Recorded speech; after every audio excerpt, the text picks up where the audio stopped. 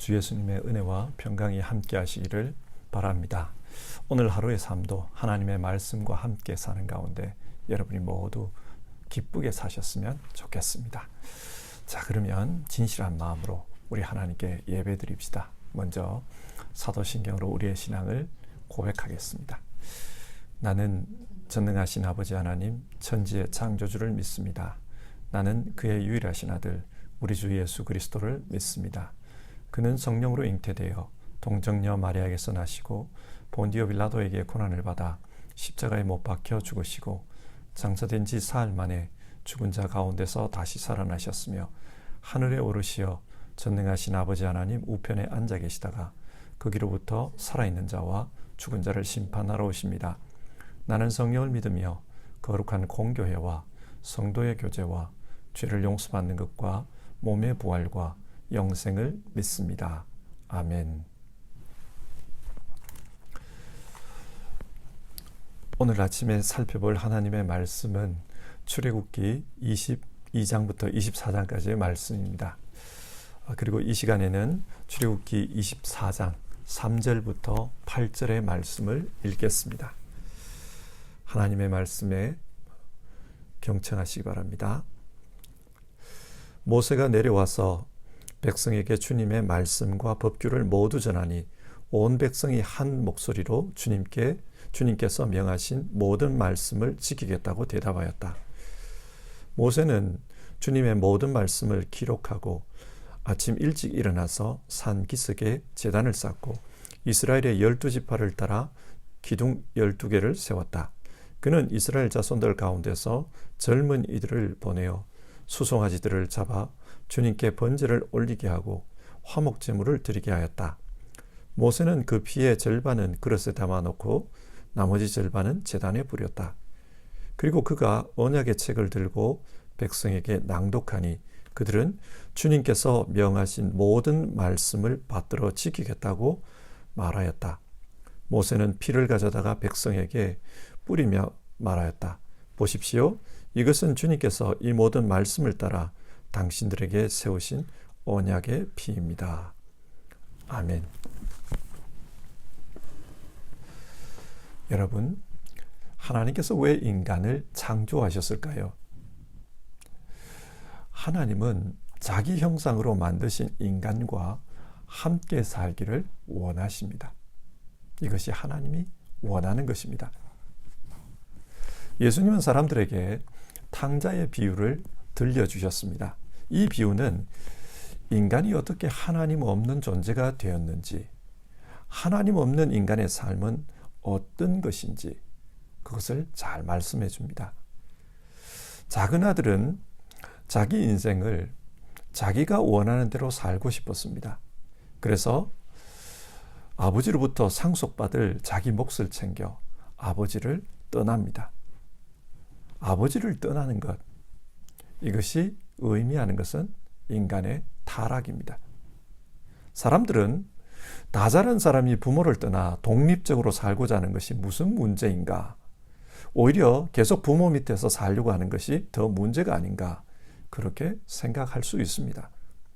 그러나 성경이 여기서 말하려고 하는 것은 하나님 없이 살려고 하는 것, 그것이 타락이다라는 것입니다. 그리고 그 타락의 결과 인간은 비참해졌습니다. 인간은 원래 하나님과 함께 살도록 만들어졌습니다. 그래서 하나님은 타락 후 하나님을 떠난 인간을 기다리고 있습니다. 다시 돌아와 하나님과 함께 살기를 원하고 계십니다. 성경은 함께 살기를 원하시는 이런 하나님의 마음을 잘 보여주는 책입니다. 이스라엘의 출애굽 이야기도 함께 살기를 원하시는 하나님의 마음을 보여주는 사건입니다. 하나님은 이스라엘을 이집트로부터 불러내어 시내산으로 인도하셨습니다. 그리고 이런 말씀을 하십니다. 출애굽기 19장 5절과 6절의 말씀인데요. 이제 너희가 정말로 나의 말을 듣고 내가 세운 언약을 지키면 너희의 나라는 나를 섬기는 제사장 나라가 되고 너희는 거룩한 민족이 될 것이다. 하나님은 이스라엘과 언약을 세우고자 하십니다. 그래서 그 언약을 통해 하나님은 이스라엘의 신이 되고 이스라엘은 하나님의 제사장, 하나님의 백성이 될 것이라고 합니다. 이 언약식에 있어서 중요한 것은 두 가지입니다. 하나는 하나님의 말씀을 지키는 것이고 다른 하나는 하나님과 언약 예식을 행하는 것입니다. 자, 그러면 언약이 무엇입니까? 언약이라는 말은 하나님과 묶이는 것, 하나가 되는 것을 가리킵니다. 그래서 독일어 성경은 이 언약을 분트로 번역합니다. 하나님과 연합하는 것이죠. 그리고 성경을 보면 이 언약과 관련해서 나는 너희의 하나님이 되고 너희는 내 백성이 될 것이다. 이런 말씀이 자주 나옵니다. 하나님과 하나의 운명 공동체로 묶이는 것, 이것이 언약입니다. 하나님은 이 언약을 통해 자기 백성 이스라엘과 함께 살기를 원하셨습니다. 자, 이런 관점으로 출애굽기 19장부터 24장의 말씀을 읽어봅시다.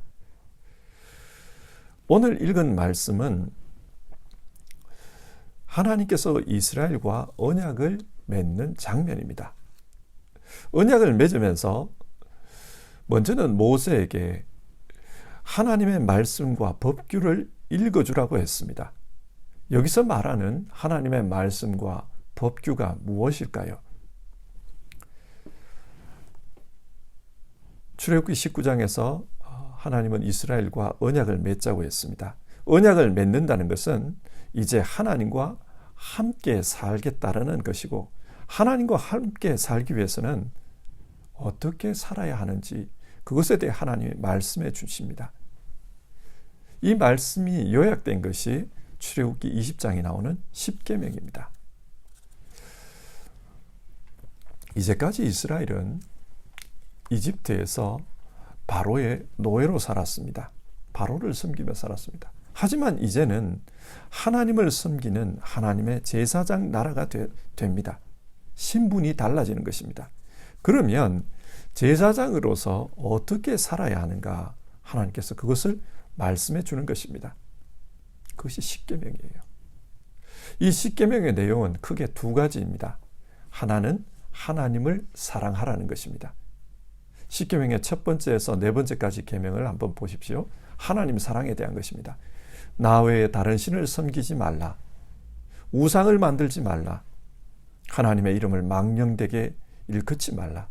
안식일을 거룩하게 지켜라. 이스라엘 백성이 하나님과의 관계에서 어떻게 행동해야 하는지를 말씀해주고 있습니다. 결론은 이것을 통해 하나님을 사랑하라는 것입니다. 하나님을 사랑하는 것이 어떤 것인지 하나님은 이 계명들을 통해 가르치고 계십니다. 이어서 5번째 계명부터 10번째 계명을 보면 이웃과의 관계에서 어떻게 행동해야 하는가 그것에 대해서 말하고 있습니다. 내 부모를 공경하라. 살인하지 말라. 간음하지 말라. 도둑질하지 말라. 거짓 증거하지 말라. 내 이웃의 것을 탐내지 말라. 하나님은 이 말씀들을 통해 결론적으로는 이웃을 사랑해야 한다. 그것을 말씀하고 있습니다. 하나님은 사랑의 하나님입니다. 그래서 이 십계명을 통해 먼저는 하나님을 사랑하고 그리고 이웃을 사랑해야 한다. 그것을 말씀하고 있습니다. 사랑하며 사는 것. 이것이 제사장된 하나님 백성의 살아가는 방법입니다. 그런데 이 십계명은 굉장히 요약된 내용이에요. 하나님과의 관계에서 인간과의 관계에서 어떻게 살아야 하는가 굉장히 요약된 계명을 주셨습니다. 하지만 사람의 삶은 단순하지가 않습니다.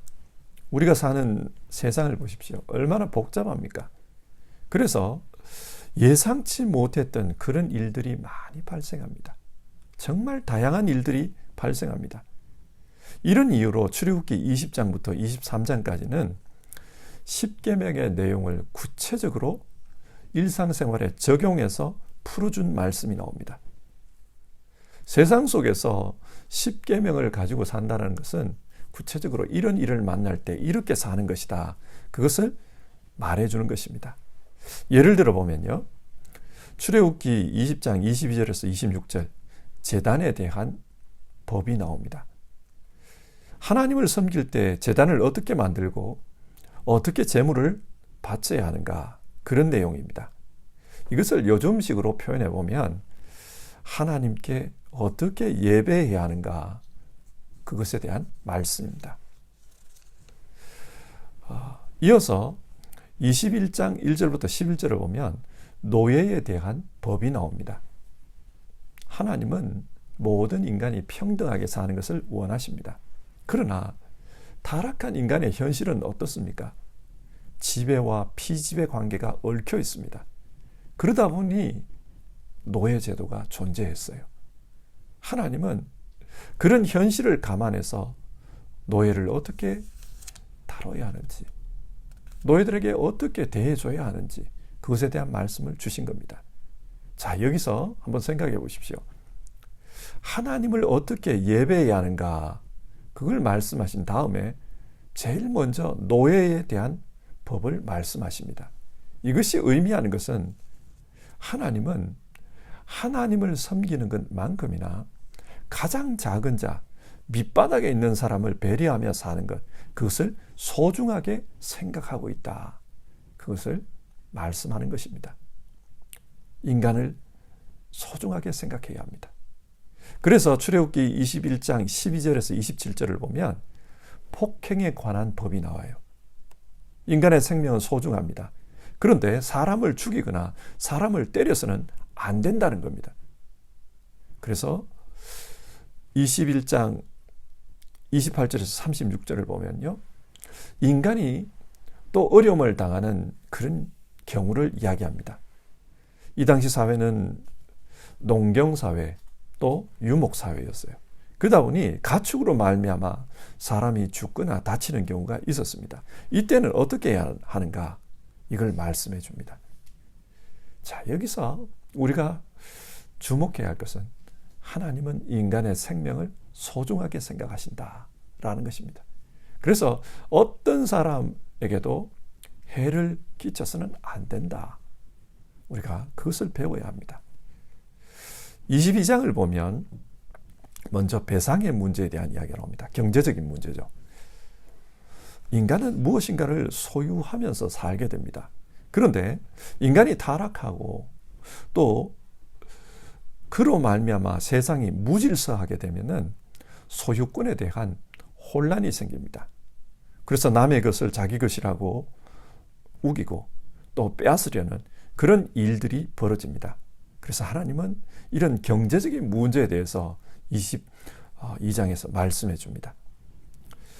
요즘 뉴스를 읽다 보면은 가장 많이 등장하는 단어가 공정입니다.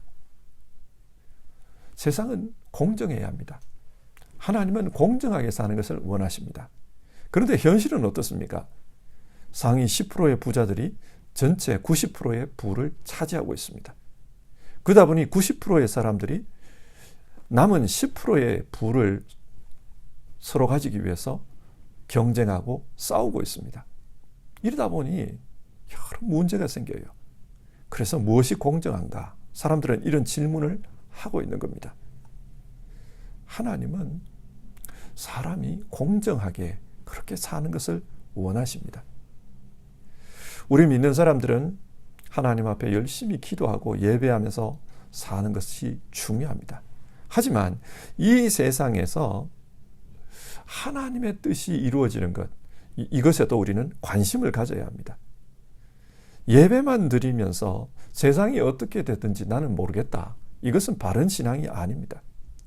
이 세상 속에 하나님의 뜻, 이웃사랑, 공정, 이것이 이루어지는 것이 중요합니다. 22장 16절에서 31절을 보면 도덕과 종교에 대한 법들이 나옵니다.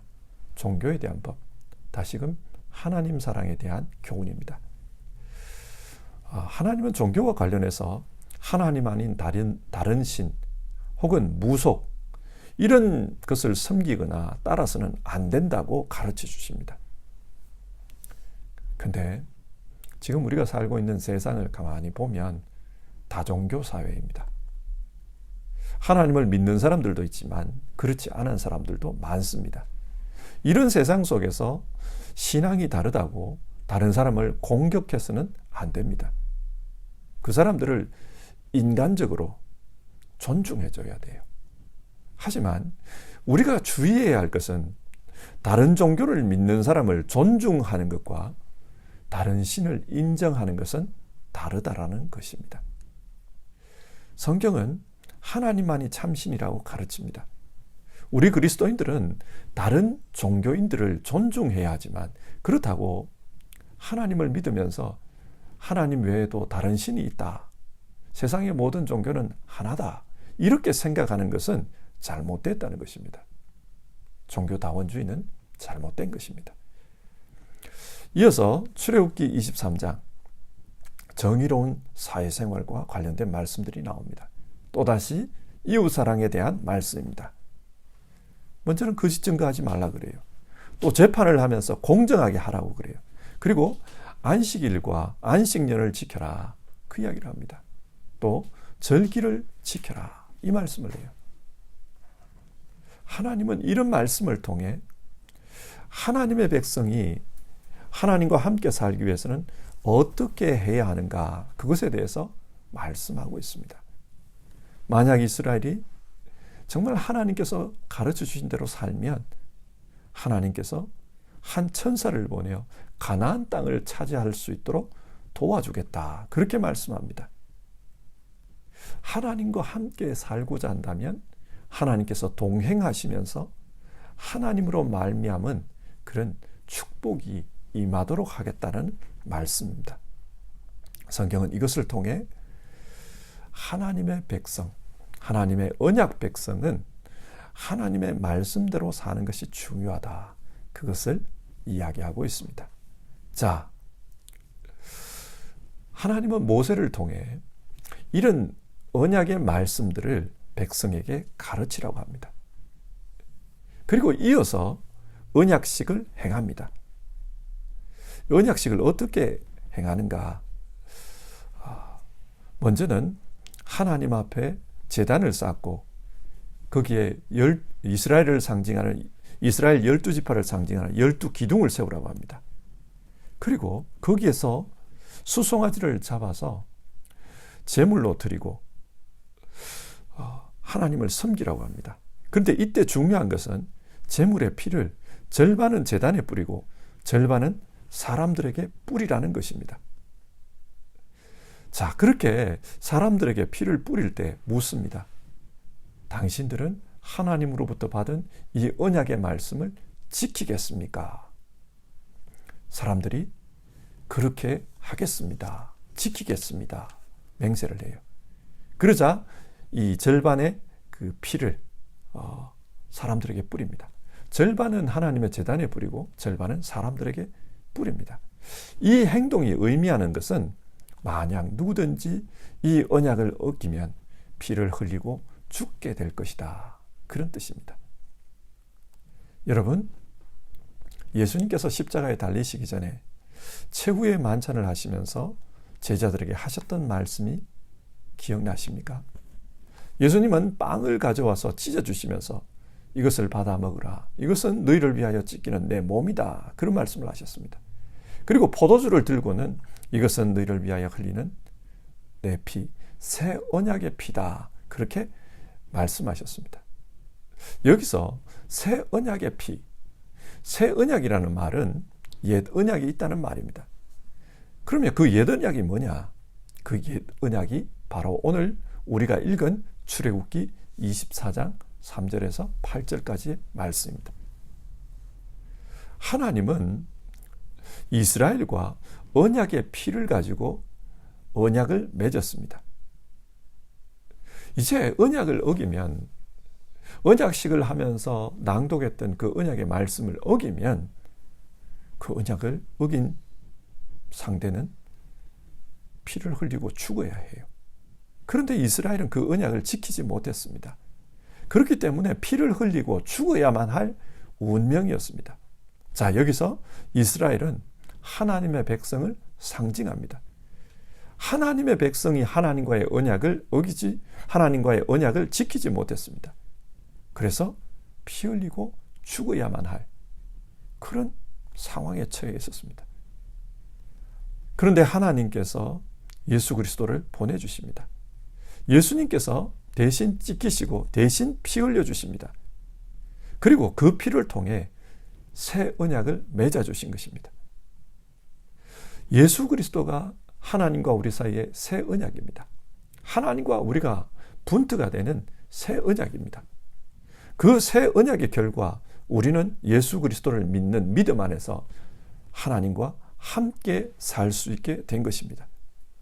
자, 하나님과 함께 사는 것, 이것을 다른 말로 구원입니다. 우리는 예수 그리스도 안에서 예수님의 새 언약으로 말미암아 구원을 받은 하나님의 백성이 되었습니다. 그렇다면 여러분, 예수님으로 말미암아 새 언약을 맺은 사람들은 하나님과 함께 어떻게 살아야 합니까? 어떻게 하나님과 함께 살아야 합니까? 하나님은 예수 그리스도 안에서 새 언약을 통해 하나님과 하나 되었다는 표징으로 성령을 허락해 주셨습니다. 하나님의 영, 성령이 우리와 함께 하십니다. 진짜 하나님이 우리와 함께 하는 겁니다. 그리고 그 성령께서 우리와 함께 계시면서 하나님의 백성으로 살아가도록 인도해 가십니다. 예수님께서 보혜사 성령이 오시면은 우리 가운데 있으면서 죄에 대하여, 의에 대하여, 심판에 대하여 생각나게 할 것이라고 했습니다. 성령은 우리와 함께 계시면서 우리가 죄를 지었을 때 죄를 깨닫게 하십니다. 그래서 회개하도록 만들어요. 그리고 성령은 우리와 함께 계시면서 무엇이 의로운 삶인지를 알게 하십니다. 뿐만 아니라 성령은 우리와 함께 계시면서 심판이 무엇인지도 깨닫게 하십니다. 그래서 믿음 안에서 살도록 우리를 붙잡아 주십니다. 성령께서 우리와 함께 계시면서 어떻게 사는 것이 하나님의 백성답게 사는 것인지 우리로 하여금 깨닫게 하십니다. 성경을 읽을 때 그 말씀을 통해 깨닫게 하십니다. 자, 오늘 말씀을 정리하겠습니다. 기독교 신앙은 언약 신앙입니다. 언약 신앙은 하나님과 하나 되어 함께 살아가는 신앙입니다. 하나님께서는 예수 그리스도를 통해 우리와 하나님이 하나 되게 하셨습니다. 우리는 예수 그리스도 안에서 구원을 얻었습니다. 이것이 우리의 언약 신앙입니다. 자, 구원받은 우리는 이제 하나님과 함께 어떻게 살아야 할까요? 어떻게 사는 것이 하나님과 함께 사는 것일까요? 성경은 사랑하며 살라고 합니다. 하나님을 사랑하고 이웃을 사랑하라고 합니다. 사랑하며 사는 것이 우리 그리스도인이 살아가는 삶의 방식이다. 성경은 그렇게 가르쳐 줍니다. 우리는 오늘 출애굽기의 말씀을 통해 옛 언약에 대해 살펴보았습니다. 이 옛 언약을 새롭게 갱신해 주신 것이 예수 그리스도의 십자가이고 또 보혜사 성령께서 우리 가운데 오셔서 역사하시는 그런 삶이다. 우리가 그렇게 말씀 나누었습니다. 사랑하는 성도 여러분, 오늘 하루를 살면서 우리는 언약 백성이라는 것을 기억합시다. 그리고 언약 백성으로서 어떻게 사는 것이 하나님과 함께 사는 바른 방법인가, 그것을 생각합시다. 성령께서 성경을 읽을 때 우리로 하여금 깨닫게 해주십니다. 하나님과 함께 사는 사람, 그 사람은 사랑의 삶을 사는 사람입니다. 우리 모두 사랑하며 살 수 있기를 주님의 이름으로 권면합니다. 우리 찬송 부르고요, 같이 기도합시다. 찬송가 289장 주 예수 내 맘에 들어와 계신 후, 우리 1절 부르고요, 같이 기도하겠습니다.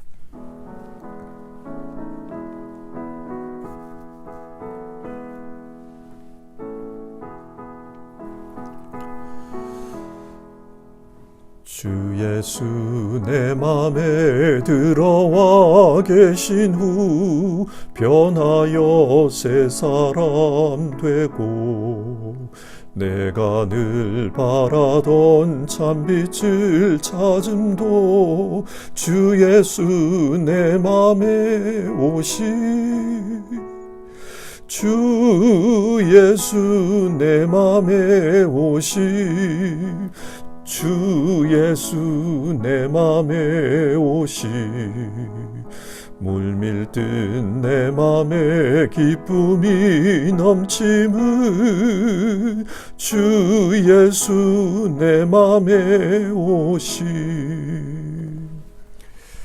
우리 같이 기도합시다. 오늘 우리는 옛 언약에 대한 말씀을 읽었습니다. 그리고 성경은 예수 그리스도 안에서 우리는 새 언약의 백성이 되었다, 그렇게 말씀해 줍니다. 오늘 예배를 드리면서 우리가 언약 백성이라는 것을 기억합시다. 그리고 언약 백성은 언약의 말씀을 따라 살아야 된다, 그것을 생각합시다. 언약의 말씀은 하나님 사랑, 이웃 사랑, 그것을 우리에게 권면합니다. 그래서 하나님 사랑하며 이웃 사랑하며 살도록 주님 도와주십시오. 우리 그렇게 기도합시다. 성령 하나님 우리와 함께 하시면서 사랑하며 살 수 있도록 도와주십시오. 우리 그렇게 기도합시다. 세상에 어려운 일이 많지만 제일 어려운 게 사랑하며 사는 일인 것 같습니다. 우리 힘으로는 잘 안 되는 일, 그러나 하나님 백성으로서는 사랑하며 살아야 되는 것. 성령 하나님 우리를 도와주십시오. 사랑하며 살게 도와주십시오. 우리 같이 기도합시다.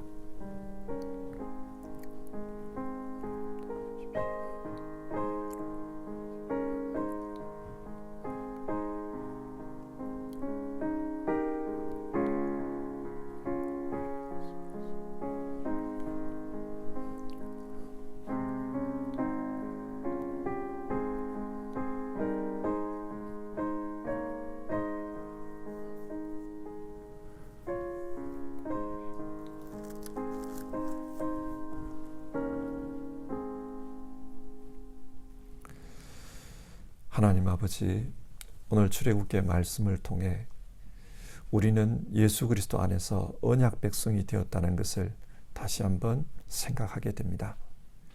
옛 언약 사건을 통해 이스라엘 백성들이 어떻게 하나님과 언약을 맺었고, 그리고 그들이 살면서 또 그 언약을 어겼기 때문에 예수 그리스도를 이 땅에 보내셔서 어떻게 새 언약을 맺어주셨는지 우리가 말씀을 나눴습니다.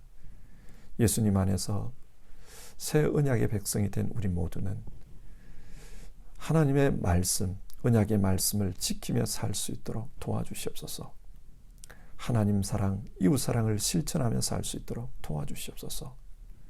하나님, 사랑하며 살아야 된다는 것을 잘 알지만 세상에서 제일 어려운 것이 사랑하며 사는 것임을 또한 경험하게 됩니다. 우리 모두 사랑하며 살 수 있도록 성령 하나님 우리를 도와주시옵소서. 우리에게 은혜를 주시고, 그래서 그 은혜로 하나님 사랑, 이웃 사랑 실천하며 살도록 도와주시옵소서. 하나님, 연약한 이들, 어려움 속에 있는 이들 기억해 주시옵소서. 그들의 삶 속에 하나님의 은총이, 도와주심이, 긍휼이, 자비가 넘치는 오늘 하루 될 수 있도록 도와주시옵소서. 우리 주님 예수님의 이름으로 기도드립니다. 아멘. 하늘에 계신 우리 아버지, 아버지의 이름을 거룩하게 하시며 아버지의 나라가 오게 하시며 아버지의 뜻이 하늘에서와 같이 땅에서도 이루어지게 하소서. 오늘 우리에게 일용할 양식을 주시고 우리가 우리에게 잘못한 사람을 용서하여 준 것 같이 우리 죄를 용서하여 주시고 우리를 시험에 빠지지 않게 하시고 악에서 구하소서. 나라와 권능과 영광이 영원히 아버지의 것입니다. 아멘.